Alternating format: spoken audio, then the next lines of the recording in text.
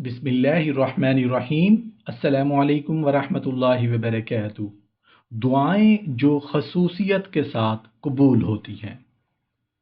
حضرت ابو الدرداء رضی اللہ عنہ سے روایت ہے کہ رسول اللہ صلی اللہ علیہ وآلہ وسلم نے ارشاد فرمایا کہ کسی مسلمان کی اپنے بھائی کے لیے غائبانہ دعا قبول ہوتی ہے۔ اللہ کا ایک ایسا فرشتہ ہے جس کی یہ ڈیوٹی ہے کہ جب وہ اپنے کسی بھائی کے لیے غائبانہ کوئی اچھی دعا کرے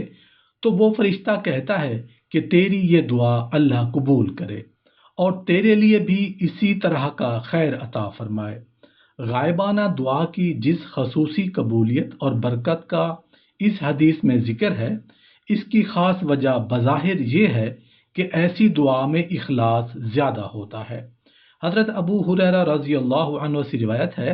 کہ رسول اللہ صلی اللہ علیہ وآلہ وسلم نے فرمایا، 3 دعائیں ایسی ہیں جو خاص طور سے قبول ہوتی ہیں، ان کی قبولیت میں شک ہی نہیں ہے۔ ایک اولاد کے حق میں ماں باپ کی دعا، دوسرے مسافر اور پردیسی کی دعا، تیسرے مظلوم کی دعا۔ ان دعاؤں کی مقبولیت کا خاص راز بھی یہی ہے کہ یہ دعائیں اخلاص سے اور دل سے ہوتی ہیں۔ اولاد کے لیے ماں باپ کا خلوص تو ظاہر ہے،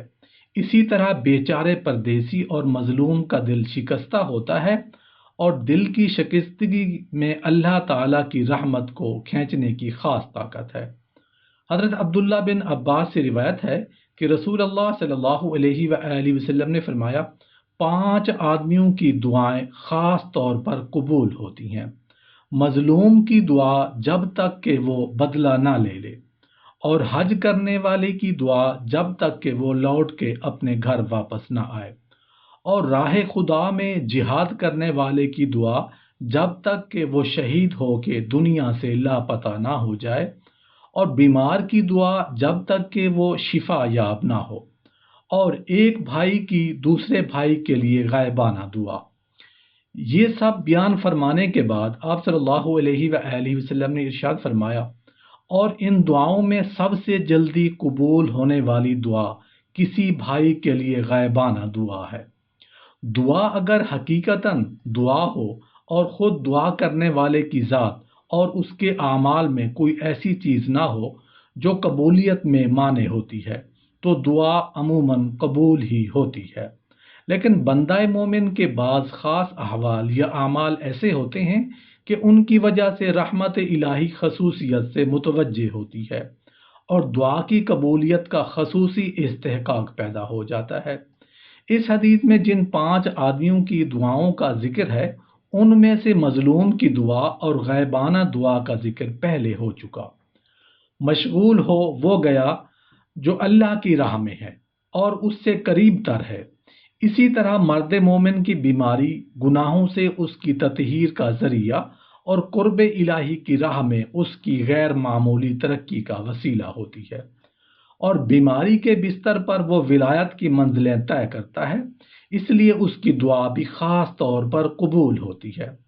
دعا کی قبولیت میں بنیادی دخل تو اللہ تعالیٰ کے ساتھ دعا کرنے والے کے تعلق اور اس اندرونی کیفیت کو ہوتا ہے جس کو قرآن مجید میں اضطرار اور ابتحال سے تعبیر فرمایا ہے۔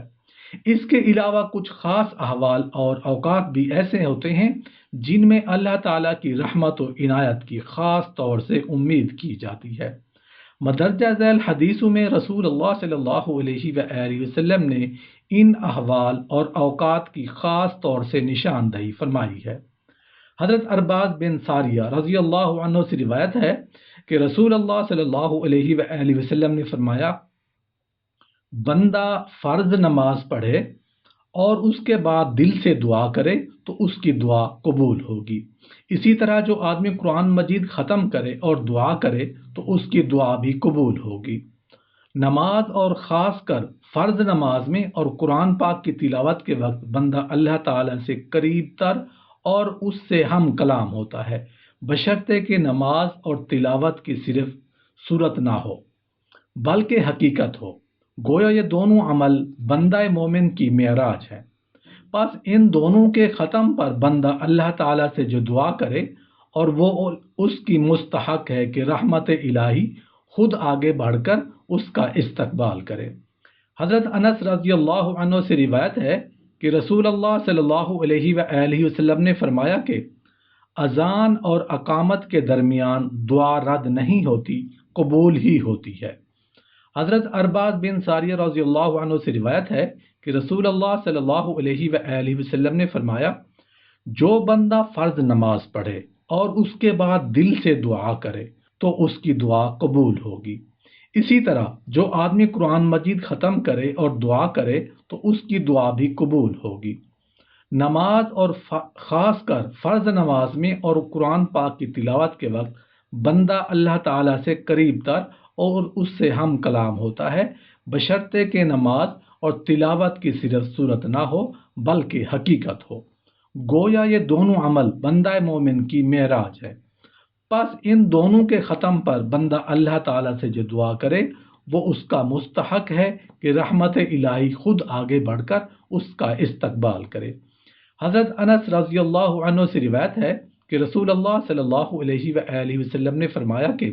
اذان اور اقامت کے درمیان دعا رد نہیں ہوتی، قبول ہی ہوتی ہے۔ حضرت ابو امامہ رضی اللہ عنہ سے روایت ہے کہ رسول اللہ صلی اللہ علیہ وآلہ وسلم نے فرمایا، 4 موقع ایسے ہیں جن میں دعا خصوصیت سے قبول ہوتی ہے: راہ خدا میں جنگ کے وقت، اور جس وقت آسمان سے بارش ہو رہی ہو اور رحمت کا سماع ہو،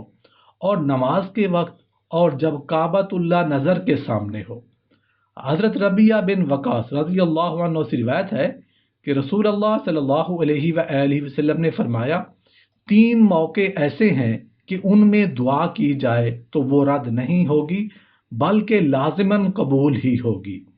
ایک یہ کہ کوئی آدمی ایسے جنگل بیابان میں ہو جہاں خدا کے سوا کوئی اسے دیکھنے والا نہ ہو، وہاں وہ خدا کے حضور میں کھڑے ہو کر نماز پڑھے اور پھر دعا کرے۔ دوسرے یہ کہ کوئی شخص میدان جہاد میں دشمن کی فوج کے سامنے ہو، اس کے ساتھ میدان چھوڑ کر بھاگ گئے ہوں، مگر وہ دشمنوں کے نرغہ میں ثابت قدم رہا ہو اور اس حال میں دعا کرے۔ تیسرے وہ آدمی جو رات کے آخری حصہ میں بستر چھوڑ کر اللہ کے حضور میں کھڑا ہو اور پھر دعا کرے تو ان بندوں کی یہ حالت دعائیں ضرور قبول ہوں گی۔ حضرت جابر رضی اللہ عنہ سے روایت ہے، بیان کرتے ہیں کہ میں نے رسول اللہ صلی اللہ علیہ وآلہ وسلم سے یہ بات سنی ہے کہ رات میں ایک خاص وقت ہے، جو مومن بندہ اس وقت میں اللہ تعالیٰ سے دنیا اور آخرت کی کوئی خیر اور بھلائی مانگے گا تو اللہ تعالیٰ اس کو ضرور عطا فرمائے گا، اور اس میں کسی خاص رات کی خصوصیت نہیں ہے بلکہ اللہ کا یہ کام ہر رات میں ہوتا ہے۔ حضرت ابو ہریرہ رضی اللہ عنہ کی وہ حدیث معارف الحدیث کی جلد 3 میں تہجد کے بیان میں ارشاد فرمایا گیا ہے کہ جب رات کا آخری تہائی حصہ باقی رہ جاتا ہے تو اللہ تعالیٰ سمائے دنیا کی طرف نزول فرماتے ہیں اور خود ان کی طرف پکار ہوتی ہے کہ کوئی ہے مانگنے والا کہ میں اس کو عطا کروں، کوئی ہے بخشش چاہنے والا کہ میں اس کی بخشش کا فیصلہ کروں۔ حدیثوں سے دعا کی قبولیت کے جو خاص احوال و اوقات معلوم ہوئے ہیں وہ یہ ہیں کہ فرض نمازوں کے بعد، ختم قرآن کے بعد، اذان و اقامت کے درمیان، میدان جہاد میں جنگ کے وقت، باران رحمت کے نزول کے وقت جس وقت کعبۃ اللہ آنکھوں کے سامنے ہو، ایسے جنگل بیابان میں نماز پڑھ کر جہاں خدا کے سوا کوئی دیکھنے والا نہ ہو، میدان جہاد میں جب کمزور ساتھیوں نے بھی ساتھ چھوڑ دیا ہو، اور رات کے آخری حصے میں، شب قدر میں اور عرفہ کے درمیان کے دن میدان عرفات میں، اور جمعہ کی خاص ساعت میں، اور روزہ کے افطار کے وقت، اور سفر حج اور سفر جہاد میں، اور بیماری اور مسافری کی حالت میں دعاؤں کی قبولیت کی خاص توقع دلائی گئی ہے۔ لیکن یہ بات برابر ملحوظ رکھنی چاہیے کہ دعا کا مطلب، دعا کے الفاظ صرف اس کی صورت نہیں ہے بلکہ اس کی وہ حقیقت ہے جو پہلے ذکر کی جا چکی ہے۔ پودا اسی دانے سے اگتا ہے جس میں مغز ہو۔ اسی طرح آگے درج ہونے والی احادیث سے دعا کی قبولیت کا مطلب بھی سمجھ لینا چاہیے۔ حضرت ابو سعید خدری رضی اللہ عنہ سے روایت ہے کہ رسول اللہ صلی اللہ علیہ وآلہ وسلم نے فرمایا، جو مومن بندہ کوئی دعا کرتا ہے جس میں کوئی گناہ کی بات نہ ہو اور نہ قطع رحمی ہو، تو اللہ تعالیٰ کی طرف سے اس کو تین چیزوں میں سے کوئی ایک چیز ضرور عطا ہوتی ہے۔ یا تو جو اس نے مانگا ہے وہی اس کو ہاتھ کے ہاتھ عطا کر دیا جاتا ہے، یا اس کی دعا کو آخرت میں اس کا ذخیرہ بنا دیا جاتا ہے، یا آنے والی کوئی مصیبت اور تکلیف اس دعا کے حساب سے روک دی جاتی ہے۔ صحابہ کرام نے عرض کیا، جب بات یہ ہے کہ ہر دعا ضرور قبول ہوتی ہے اور اس کے حساب میں کچھ نہ کچھ ضرور ملتا ہے، تو ہم بہت زیادہ دعائیں کریں گے۔ رسول اللہ صلی اللہ علیہ وآلہ وسلم نے فرمایا، اللہ کے پاس اس سے بھی زیادہ ہے۔